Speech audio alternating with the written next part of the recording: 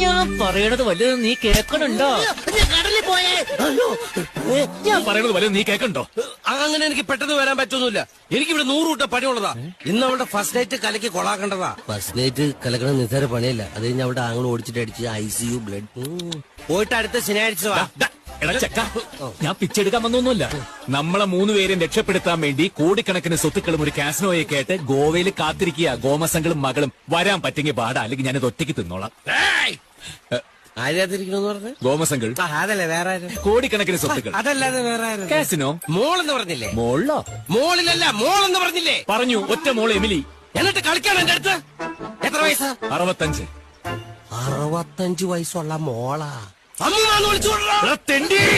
ഗോമസംഗിന് ഇപ്പൊ 65 വയസ്സ്. നമ്മൾ അവിടെ നിന്ന് പോരുമ്പോ അങ്ങയുടെ ഭാര്യ ഗർഭിണി. ഇപ്പൊ പെറ്റിട്ട് 25 വർഷമായിട്ടുണ്ടാവും. അപ്പൊ ഒറ്റ മോൾ എമിലിക്ക് 25 വയസ്സ്. എന്തിടാ? ഓക്കെ, എന്നാ പോവാം.